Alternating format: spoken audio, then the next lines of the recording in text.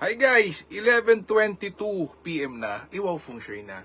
Brethren, family and friends, sa pong pinagpalang gabi sa inyong lahat. Ang inyong pong lingkod, Brother Norman Cruz, ang inyong pong Feng Shui, Pachi, Chimen, and Yijing, and Date Selection Consultant. Kailan BFF pa? Few seconds. Ayan. Tumungo po eh. Okay, now we're back. So BFF, how was your week? And tomorrow, don't forget, yung panglima nating assignment, donate. Church charity, your place of worship. Don't you forget to complete all the 5. Di po ba? First is we let go the bad things, experiences, lost opportunities, betrayals, the past. Number 2, we welcome new people to come into us, new opportunities. Di po ba? Those kinds of things. New things, new beginnings. 3, we give thanks. Okay?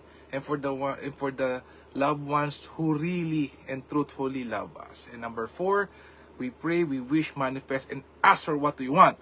And by the way, congratulations po sa lahat po ng brethren who got nominated today. Yes, from all over the Philippines. Good luck with your travels, mga kuyang. Good luck po sa next ANCOM po. Yan. Congratulations po in advance to each and everyone. Okay, so BFF, of course, I know some of you are resting. Yes, Kuya Norman, sanhi ka na naman ng puyat. Well, apologies BFF ha. Actually kahapon, kanina, medyo late na tayo nakauwi. So, hindi tayo nakapag-live kahapon. But now, ngayon po, let's give it the best shot. So, tomorrow, okay, Sunday obligation BFF. August 10. Okay. The Metal Pig enters the Balance Officer Day. What to do? Prayers and worshiping. Ito na. Direkta na. Prayers and worshiping. Sakto po. Sunday Mass. Average for the rat. Not so good for the ox. Best for the tiger and rabbit. Average for the dragon. Bad for the snake. Average for the horse. Best for the goat. Average for the monkey. Bad for the rooster. Average for the dog. And best for the pig. Yan po, BFF sa 10,000 year calendar or Tongshu, that's what it says. Now, since Sunday yan, most of you, maybe one of you or some of you will be creative na para nung Kuya Norman naman, dapat ko nang gawin, ang dapat kong gawin. Sa linggo, dahil ito lang yung aking ito lang yung aking leeway or window opportunity to do certain things. So, daily achievement mo yan, BFF, which starts right now. Okay, tingnan natin. Sa BFF for August 10, may Green Dragon, talikod sa Southeast buong araw. So, BFF, if you are feeling lost, uncertain with life, parang pasuko na because of the challenges na katapusan, you try this, BFF. Ito, back into Southeast, Green Dragon.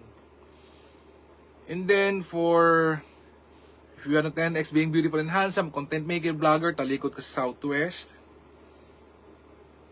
And then, for heart-to-heart talk, if you want to create opportunities, or helpful people, systems, improve your cash flow, heart-to-heart talk. SK Gunter, sir, magandang gabi and see you soon. And congratulations po with your recently concluded district convention in Laguna. Ito ko yung SK Gunter, Northwest backing, flying bird fall into cave. So, Southeast backing, Green Dragon, Northwest backing, flying bird fall into cave, or in blessing comes to you. If you want to create opportunities, talikod sa North. If you're not feeling well, talikod naman po sa Northeast. If you want to improve your finances, resources, and cash and money flow, talikod ka naman sa East. Pero ako BFF, well, looking at this, I would either choose the Green Dragon Southeast backing or the Northwest Flying Bird backing. Gamitin ko yung BFF. Excuse me, whole day Di po ba? No need to rush, no need to, habulin ng mga certain time, no? Ito na po. Yan. Okay.